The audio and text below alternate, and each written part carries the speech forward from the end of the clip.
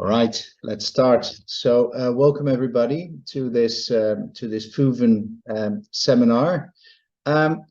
Today, really happy that we have Dr. Abhishek Tiwary presenting. So Abhi is an associate professor at the Montfort University, and he's a Royal Academy of Engineering Industry fellow there. So his work broadly focuses on engineering sustainability. And today he will talk to us about the combined challenge of heating and cleaning the indoor space, thinking what's outside the box. Abhi. Thanks, Martin. Hi, everyone. I hope you can see my slides as it was labeled on the tin. So I've got something to say about combined effect of heating and cleaning. And kind of it is very relevant in the current situation, and I'm sure everybody's interested in this. But then I wanted to make sure that this is more to do with my current work on this Royal Academy of Engineering Industry Fellowship I've got, which is actually looking at doing some innovative work with a company which is mentioned here, which at the bottom, GenAct. And GenAct have done a bit of work on traditionally UV treatments, but then through this industry fellowship, we wanted to mainly look at a combined effect of heating system with cleaning. And that's where I think we started thinking about how can we optimize the performance of a room heating or cleaning system, which could be used in the situation where we are faced with a lot of known and unknown pollutants. To briefly give, and what Helen had already mentioned, my interest is in VOCs as well as PM reduction, and there will be some element of that going through. Okay, so carry on to the next slide. It does work, I hope. Good. So that's the outlines overall of the challenge overview. A bit on some of the ongoing work elsewhere in terms of floor heating, fan coil systems, and solid fuel systems, and what are the upcoming kind of issues with them. And then I start working on, I will head to my work and look at some of the features which we've already kind of explored, and some of the elements which we want to do in future. Just to give a context, means Professor Kat Knox is also involved as a mentor on this fellowship project, kind of as a peer. So that's where it is. The picture on the right is mainly to show the motivation of doing all this. We know from fire safety perspective that heat and fire rises up because of the whole thermodynamics of this. So that is kind of the principle which I will try to explore more in this whole presentation today. I will go through some of these things which from first principle we already know, and also some of these things which are coming up as more so in terms of the UK context because of the replacement of radiator-based systems and more moving towards units which are either using floor or other heat pumps based systems.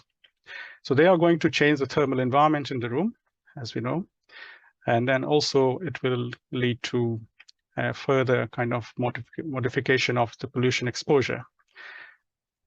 And as I said, due to the heat moving up, the pollutants also rise upwards when warmed. So these are the things which kind of help me to build the context for today. The other thing which has been happening more is in terms of more kind of modern building materials and how they could be interacting with the heating in terms of the thermal mass and the heat transfer properties. Specifically, we are talking about these kind of furnishing which are getting more common in our households. And then also the other area where some of these heating systems, if they are not fully mixed up, and then maybe causing some kind of dead zones where we have pollution issues, which probably may not be sensed very well if we don't know how this mixing is happening. Because, say, for example, if your sensor is not picking up that bit, then we don't know what's happening. So kind of this is where I would say this, thinking what's outside the box gets important. This comes more in terms of some of these alternatives which people have picked up during the gas price hike. And it's probably familiar with many of us today that the wood burning, which has been considered as a quick alternative or a kind of accessible alternative to gas over the last few years, has also led to high or kind of steep escalation in PM 2.5 in the indoor setting in the UK. This is purely for the UK, I guess. And also this has kind of compromised with some of those other reductions which has been happening elsewhere. So it has offset the whole agenda. It's not just PM, so there have been some publications suggesting VOCs, mainly benzene and xylene, are of relevance in terms of wood burning, which has not been extensively researched in the UK context, but then there is some work from the UK in terms of what other VOCs from personal care products are of relevance. And some of these names are well known, acetone and propane mainly, and butane from the aerosol cans, if we use that. Why I'm saying this? Because that becomes relevant when you're heating your room. And maybe knowingly or unknowingly, you are kind of increasing their exposure. So radiant floor heating has been kind of researched quite extensively in terms of as an alternative to radiator heating.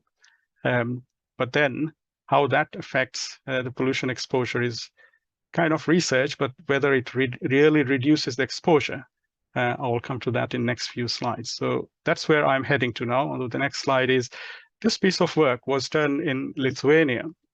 And there have been few other chamber studies doing floor heating using different options of roof or wall ventilations. But this study specifically tried to find for VOC, which I wanted to kind of present today because it's looking at something different from what we probably know in terms of particulate matter. And they were using some kind of a glue which had kind of a prominence in terms of benzene-based compound. But then the researchers, they mainly looked at the option of having a ceiling-based exhaust. And then, of course, the source is on the floor. From their study, they kind of reported that there is potential reduction of 5%, and also in terms of 22% of the exposure. So when they say 5%, it's the total concentration reduction, but then the exposure level was found to be 22%. And if I consider that as kind of an achievement in terms of floor heating, it's interesting to understand that floor heating is kind of, in terms of energy, it's a low exergy source heating because it just creates a uniform distribution of, the movement of air. It's not kind of advective transport, let's say, in terms of the physics. At the same time, the temperature distribution is also uniform. But to make this happen, this kind of control measure takes around 2 hours for a steady state. So thinking about the best result they have got, they had run the experiment for 2 hours. So imagine you had to run your floor heating for 2 hours before you reach in your room from office or from where you are. So that is kind of thing which we are thinking. So that may not be very much feasible in terms of operating these things. Or on the other hand, that could become the best practice if you want to optimize your exposure level. And kind of this is a plot which, if I go through in detail a little bit, they have got 3 concentrations, CI 1.1, which is at 1.1 meter above the floor. And then C exposure is the exposure of this person here.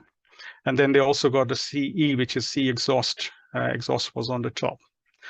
And those were the 3 things which they measured. I think it was measured using semiconductor sensors for VOCs. And they found and that's what kind of this 5% and 22% comes to, is, of course, at the individual exposure level, it has gone down. Of course, if you want to vent out the concentration, so it has to have higher concentration in the exhaust. So once on the right side, you see this is where they had used the floor heating. So with the floor heating, the exhaust picked up more of the concentration. So there is a reduction in the whole room environment. And also this person who is kind of inhaling, but that was only a sensor used. There were no inhaling features introduced to that sensor. So they consider that that is also improving here. But then if you see at the general level of the indoor exposure at 1.1, which is about most of the not toddlers, but the kids or kind of young people's walking environment, in that sense, it's not doing a lot. And what message it's giving is, of course, the floor heating is lifting everything from the floor in certain zone. And only after reaching a steady state of 2 hours, it's creating that optimal exposure reduction. So that's something to bear in mind, how we kind of consider the outcome. The other one here is in terms of fan coil heating system. And that has gone more relevant in terms of if you are having mechanical ventilation. And a lot of these high-rise buildings, they are relying on mechanical ventilation heat reduction, or MVHR systems, in terms of improving the indoor space environment if there's very limited avenue for doing any kind of other features. The benefit of doing this, and some of these things have been reported again in this paper, has been in terms of combining it with a fan coil system. And the fan coil is in the middle one. And what they have found is, compared to the floor heating and radiator, the fan coil is giving an upper hand in terms of reducing the overall concentration of particles. They're talking of particles in this one now. And furthermore, there was some study, the further investigation from the same study reported that if you have this positioning issue, because it generates further circulation, and I'm sure people in the room have got that aspect well kind of understood, it accelerates the reduction further. And if I come to what their findings are, this is of relevance to even my work. So what we are saying is the fan coil system is increasing the potential reduction if it is combined with a heat reduction ventilation, heat recovery ventilation, sorry, HRV. So where we are in this graph, the blue line is the one which is if you see the maximum reduction it's showing, whereas the green line is the radiator. So in the current situation where we just have a radiator without, or even with HRV, then it is creating a lower potential, whereas the fanning of this whole heat accelerates that. And that is what I will come to my work as well, where we see some comparatives. And that's, again, just to show that if it is on opposite wall, it's accelerating further. Now, the same study also tried to show the comparatives for different particle size levels, although for their experimental work, they mainly used 10 micron. But then they did some simulation showing for different air change rates, the potential reduction could be different. So for example, the air change rate at 1 allows the maximum reduction for 10 micron in their fan coil heat recovery system. But then if you increase the air change rate, then you have got better performance for smaller particles as well. So that's something which to bear in mind. Okay, so if I come to my work, which is now focusing on a box, which is doing something, there are some features which, as I mentioned, has got a combination of different cleaning techniques. But then we are not just relying on cleaning, but to improve the cattle herding of the pollutants into this cleaner. So if you consider that as a sheepdog, our thermal property of this box is the sheepdog, which is kind of pushing them into this cage. And that is where I think we are looking at some of the features in this fellowship project. So as you can imagine, what we are doing here is we are trying to do some modification of the conventional way of cleaning devices. And here, most of the air is being circulated from the lower portion, which is either warmed or just, even if it is not warm, there is some treated air which is going through the system, which is warmed by the UV treatments, etc. So that's one aspect of warming. Or we could also dose it with some heatings to make it warmer further. I've got some results in that sense. But then what we are also having is this system, which is taking the warmed up air into the inlet at the top using a fanning system. So what we are saying is we are trying to recirculate that air, which is loaded with some pollutants during this mixed air, whatever is the activity zone.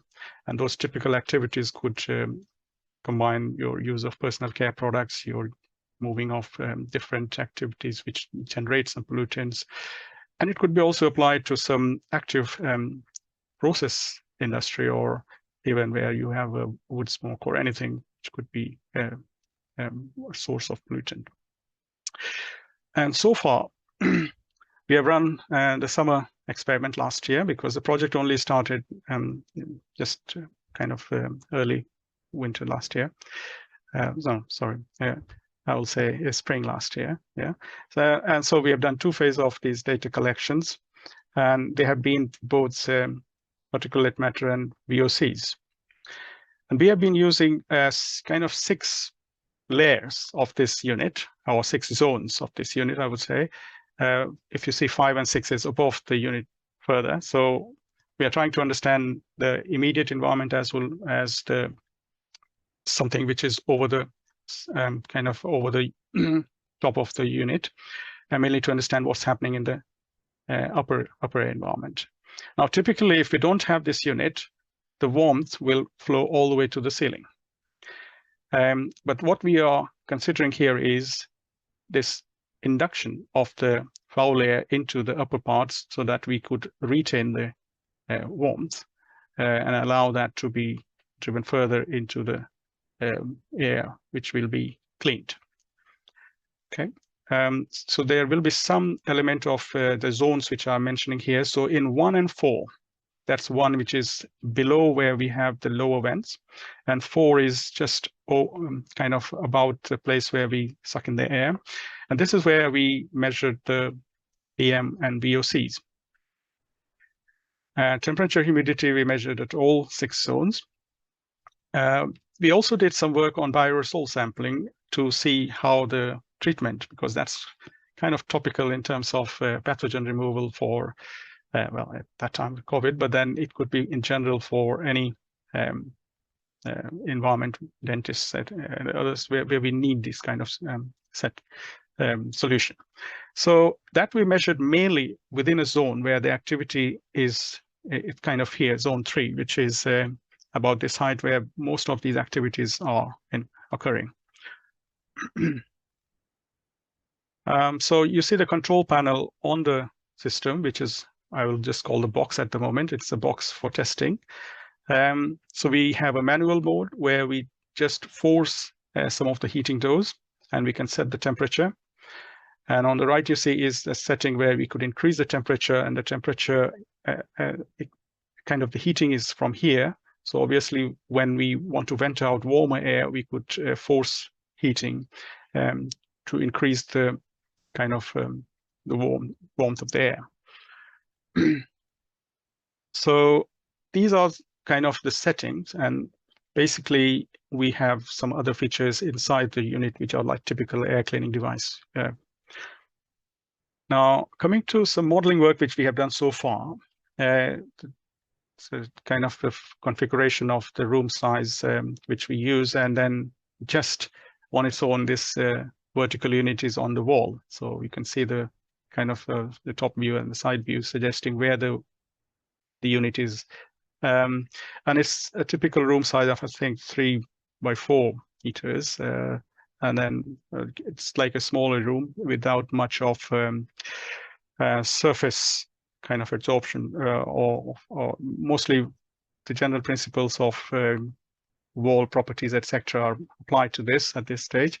We didn't introduce any complicated bits of real walls and things like that at the moment. So the scenarios which we have done so far, they are one where the heating is completely off and the air flow from the lower vent is quite slow. The other one where we just introduce mild warmth into the air, or sorry, the cleaner air coming out, the airflow, but the flow rate is still kind of kept at the lower rate with the fan. And then we try to do some extreme scenarios where we want to make the airflow higher and also make it faster. And just to see the comparatives, or to see whether those could be used in the features, or are they doing any good. And then also we did at the extreme rate, so the maximum flow rate of the fanning as well as the maximum heating of the heater. So those things we just wanted to do as permutations for seeing whether they are doing anything different. And the general thing which we observed is we wanted to make the room condition, the room temperature, as a steady before we took the measurements. And that's where I think most of the studies, they kind of adhere to some kind of steady state scenarios first. So coming to this, looking at the temperature profile first, remember we had the vertical profile of just 1 to 6 temperature sensors, where we see, and this is interesting, on the right, if you see the box, that's where the box vents are, the lower vent and the upper vent. And remember, this is still 500 watts, so mild heating, and we are providing slow moving air. Yeah, so we saw that interestingly, there is a bit of rise in the warmth, of course, the warmer air rising, and then it is kind of reduced while it's reaching the inlet on the top. Otherwise, if this feature was not there, obviously the warmer air rising means it will get warmer as we go higher up. So kind of thing which has at least modified because of this unit. And we consider that is something which helps us to drive the pollutants which are being generated in this environment here. This kind of image again gives you all 4 scenarios. So as we can imagine, the higher flow, higher temperature is the D, which is giving us the extreme scenarios. Everything is harmonized, so we are not seeing much difference here. And that is creating an extreme situation where maybe there is a lot of turbulence and we are not even picking all the pollutants going in. And that is not desired, because we do not want to risk having more of the pollutants going higher up, although it's not being exposed, but it is still remaining in the room environment. We are not cleaning them. So I think if you could compare the features, we still consider that slow moving air and mild heating has helped us to improve the reduction potential which we want to achieve. And this is again giving for the higher movement. We also opened the window. There is a window in the actual room, so we did some measurements, and then we compared that. So that's just showing the temperature distributions there for scenario 4, which is maximum heating. Now coming to the velocity distribution, probably you will not be able to see, but then the general direction is, probably you can see here, it's going out from here. And remember, this is fast-moving flow, so that is at 28 liters per second. And then it circulates, and the tendency is that it builds up kind of a circulation movement closer to the unit, but then it means we only ran it for a certain portion of time. But if we consider it over a harmonized scenarios, then we expect it to create some kind of recirculation of the pollutants from the top. That's what our aim is. But then we want to do it better for scenario B. At the moment, this is only coming prominent for extreme scenarios, which is most fast-moving pollutants, and also leaving further up here. So you can see when the the ejection is higher rate, it's also hitting the walls.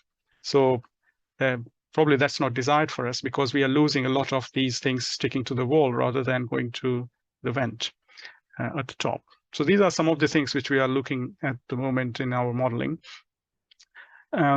So that kind of gives you a general kind of summary up to now. What we have done from the modeling work is the recirculation feature is allowing us to see, or at least allowing us to improve, first of all, the foul air movement into the upper vent, and then that goes through all these cleaning features and giving us relatively cleaner air. Of course, the air changing and the freshness of the air is at the moment a bit of an issue, and that may be a question because we are not mixing fresh air with that. But then, of course, we are trying to clean the air and recycle it into the same environment. Okay, so that was all a bit of the modeling work. Now I'm showing some of the measurements which have been done since last summer. And we have some work ongoing as well. So again, to give the context, I'm measuring PM 2.5, formaldehyde, and the total volatiles. The formaldehydes are electrochemical sensor, and the total volatiles are using semiconductor sensors. And PM is mainly using handheld monitors at the moment. So that's kind of a handheld system which we have. We are measuring mainly at 1 and 4. Now, coming to the measurements from last summer, what we are showing is the in and the out flow. So just to go back to this slide, the in is, in this case, happening here, and the out is happening here. So it's kind of, let's not get confused. 1 is not the in, 1 is the out, and 4 is the in. Yeah. So we are seeing the time series over how many? 4 days. Now, the reason I wanted to show you this time series is because there is something interesting happening here, and we also did not realize that. First 2 days, here and here, if probably you can't see the timing, or you may see, after evening, after 7 o'clock, our PM in the inlet starts rising. Yeah, and it's rising significantly, but don't worry about this one. But if you consider these two peaks, they are both happening around the same time at night. And then what we explored is that room. It's in a lab, and it has got an air vent, and some kind of ceiling ventilation is there because it's a lab space. And usually they turn it off at night. So basically from this portion, when people are gone, 6 o'clock onwards, there is up to morning, there is an episode where we do not have that ventilation feature. Even the security people, they never told us, or maybe we didn't realize that this is an element which we need to worry about. And suddenly we realized this is happening. Then we started exploring it and mitigate it by not having, or we requested to keep it running all the time. And then you can see the difference, because on the 3rd day, that peak did not happen. And that was quite interesting for us to know that, okay, so this mechanical ventilation is creating that extra bit of dust environment in the room, although the dust source, we could not pick out what was there, but then these are what we are saying is in microns, submicrons. So that is an interesting area. But then just to give a brief, the outflow had reduced in terms of quite stabilized. So the air coming out has already done what it's expected to do in terms of reducing the particulate matter in this case. So that's what I was saying. These 3 time zones were of our interest. What happened here, now I come to this peak, is during the morning on the 2nd day, we did some forced kind of dust exposure. And that was the episode where we saw a steep peak.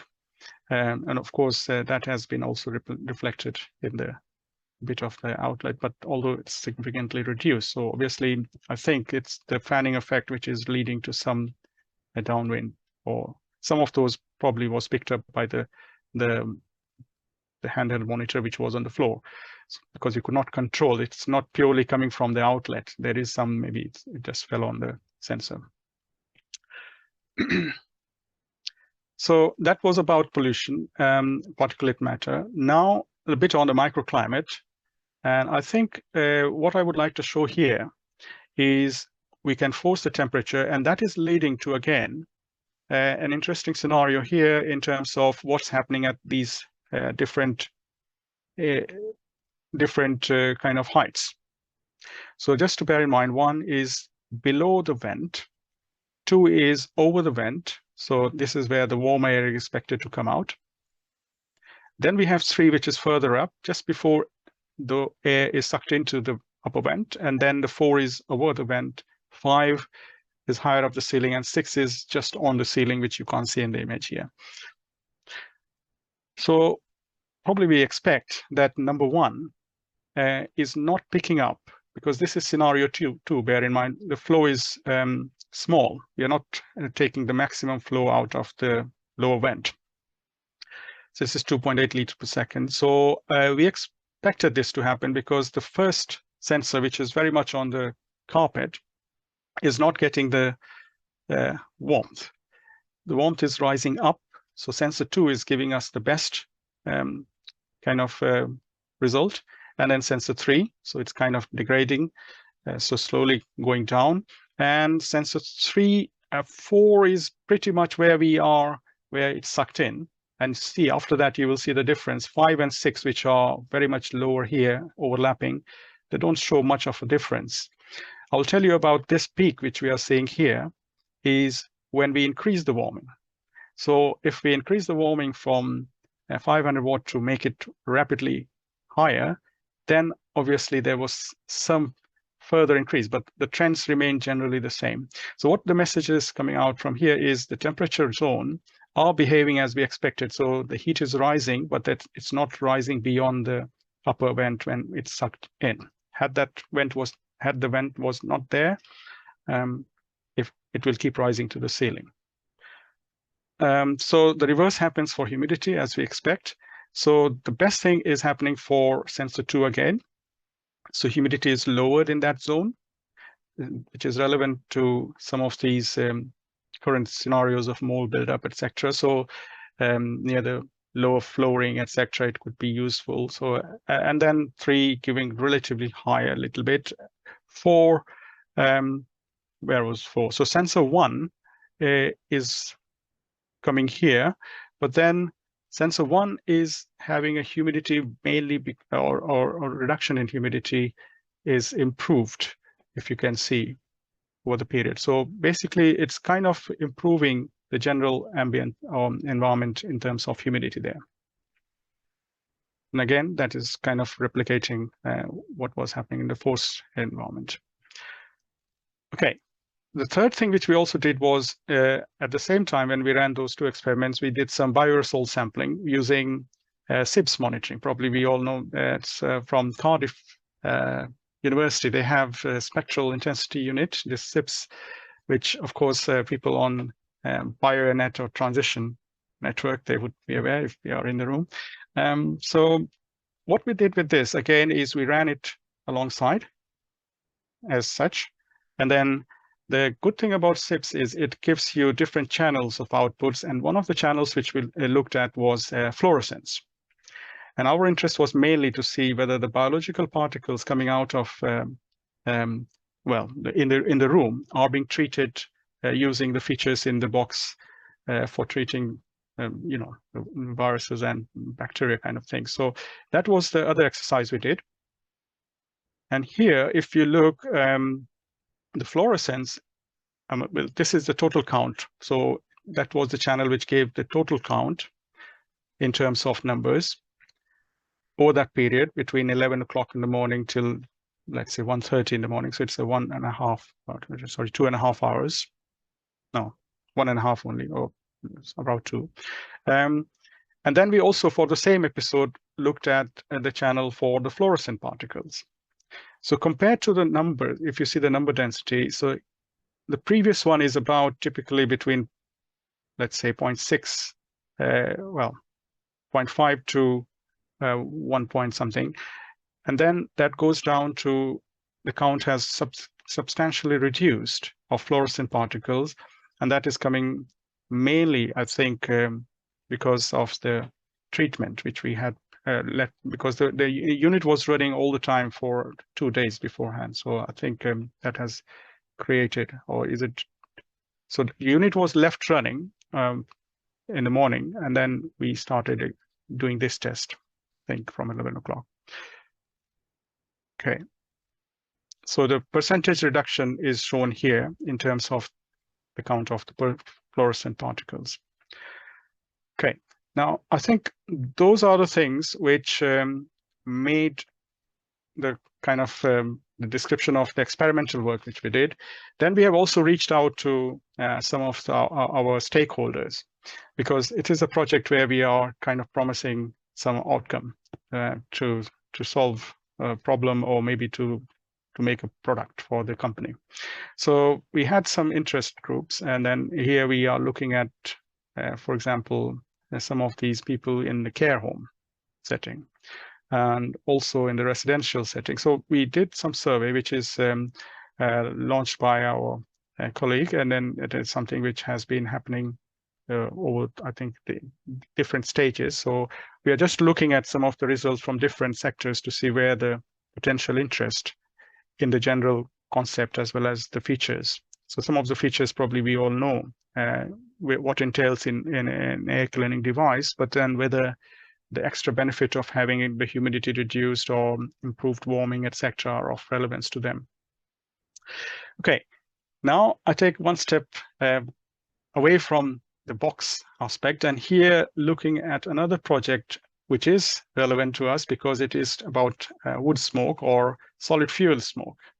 And recalling what I was saying earlier, when we are moving away from conventional systems to a combustion-based system, we may or may not be aware that we are, first of all, increasing the thermal environment, and also improving or increasing in terms of the circulation of the air.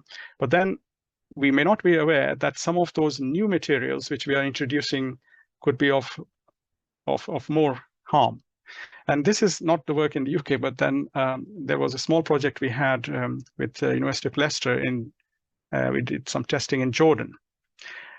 Just to give a context, some of these countries, Jordan, Turkey, etc., they rely a lot, or more so during the gas price rise, they relied a lot on alternative heating using some of the local feed or local solid fuels. And one of the common fuel they have is pomace, olive. They have a lot of olive farming, so they process the olive oil and then they have this pomace. And one of these companies, they were interested in reducing, or they were complaining that there is a lot of smell in their process when they burn it, and the neighbors are getting irritated. They were not worried about the particles or the other harmful things which we think here, but then they were more keen on the smell. So we did some tests, and that's for VOC testing using standard kind of soap. It just takes the sorbent, which is mainly used to take the sample, and then followed by some spectroscopy, which less people did. So what we understood from the two ways they have been processing is they were using either sun-dried solid fuel or briquette. So the briquette was more processed fuel, which probably they were buying from the shops, etc. But then sun-dried are what many of the farmers were just doing themselves. And it seemed that the briquette was creating a different kind of burn kind of chemistry, or the features which they were finding, compared to the sun-dried ones. And maybe it's of relevance to people who are interested in this. There are lots of phenols in wood burning, probably you know. But then some of those phenols, they start kind of degenerating if you pack your solid fuel in a different way. So what we could see here is the sun-dried one had a higher proportion of phenols, whereas the briquette had got more uniform mix of phenols with other compounds there, and overall low phenolic proportion. And that was kind of one thing which we found, that if you use the briquette, you are kind of reducing that smell. That's one thing which we noted, and we passed on to them as well, so that they could at least use some of those findings to improve their smell aspect. And then also similar thing which was done without burning, just to take the solid fuel in terms of another analysis was done using something they call solid phase micro extraction, which just takes the fuel itself and then it creates the vapor here rather than burning. And that again gives some analysis. So it was used to find some other features which was helpful for us to know that again the briquette is improved because less of pungent smell, whereas the sun-dried one, which they had more issue with, is creating some. So this was evidence from our findings suggesting that there is an element of VOC which needs to be addressed, and that is an area where we are currently looking at how to improve that.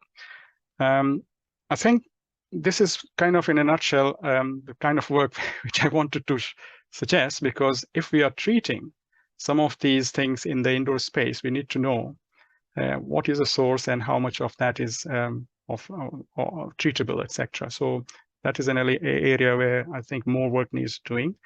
And the other thing, well, okay, so before I go there, the other thing which we also kind of identified is in a chamber study, a lot of concentration reduction is between the or the source concentration and the exhaust concentration. That's how the appreciation is evaluated. So how much is percentage reduction between the source and the exhaust is given as the overall reduction potential. But then we do not see whether that whole feature is reducing the exposure level, because obviously the whole room level concentration has reduced, but then what zone of the room are being kind of are seeing the actual reduction is an element which is of further interest. And that's where I think some of those in situ cleaning would also help to reduce exposure level in the actual activity zone of the room. So that's where I think some work is needed. Coming to my future plan of the work which I'm doing as part of this delivery is, of course, we are looking at the pilot scale unit and also introducing some kind of heat recovery system so that we could optimize some of the features which we have seen in other research. I'm also looking at the feasibility in terms of production scaling up, which any company would like to have some kind of a data sheet before they want to jump into market manufacturing. So that's happening for me. And also we are doing, as you probably saw in the stakeholder engagement, we are looking at different client group where the interest is in terms of reaching out to the market and what the potential market size would be. So those are the things I think summarizes quite well. I definitely need to acknowledge the input from my industry partners, Peter Rowe, Richard Little. They're kind of keen on the product. Then Zahir Nasser, if you already in the room, I don't know, but then people may know. He offered the SIPS experimentation, and since then we have been on for some other activities. Sonober is our colleague here who has done a little bit on or kind of helps in the modeling side. Rebecca from Leicester is mainly who has got all the instrumentation for the VOC quantification. I think I will slow down now. I don't know how long it could speak, but that's all from me.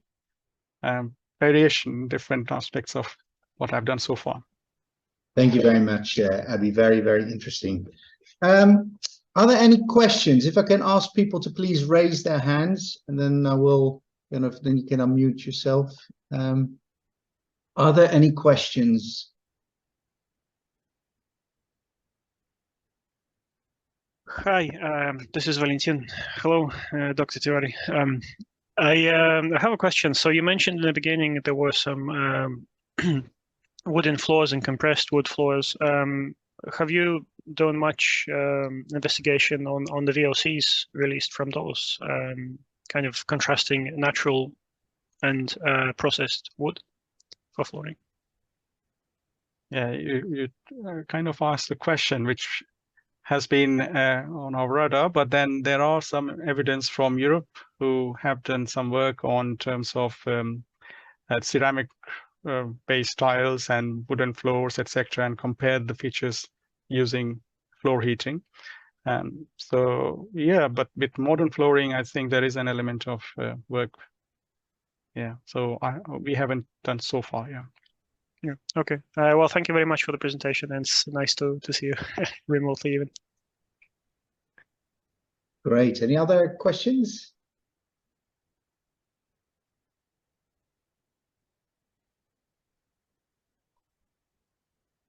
I have a question myself. So you showed at one point, you showed the CFD, right? Yeah, and you showed these 4 different scenarios, and I was kind of mesmerized by the one with the temperature one. So maybe I'm reading this wrong, right? Because if you look at figure C, that is the one which is 1500 watts and 14 liters per second. And then scenario 4 is D, is 1500 watts per 28 liters per second. So the thing that I didn't understand is that I would imagine that if you're pumping heated air into the room at double velocity, that you would get kind of a jet, which kind of which goes into the space, because you said it hit the other wall even. And because what you have above it is that you've got this whole area where there's actually higher temperatures than in the scenario C case. And I would argue, not having seen this data, that if you've got less of a jet, then the heat will accumulate closer to your unit. So do you know what's going on there? Yeah, I think some of these features probably we need to see more and more from others' perspective as well. So I think the jetting is obviously creating this extra bit of temperature rise here, which probably it's not very clear, but then there was an element of further kind of hitting on the opposite wall. I don't know, maybe that is rising up here and circulating. And this is a small room and kind of a sealed space. So we were thinking of whether it is not able to kind of suck in all the air here, firstly, when it is rising, and that is creating a spillage. It may also be that there is an element of warmer air going further up and reflected by the wall. And that's an area which I'm not fully able to, kind of portray. Yeah, and are there other vents in this space, or is it essentially is it separated from? It's a lab space which is we specifically chosen for doing this temperature experiment. There is a small vent.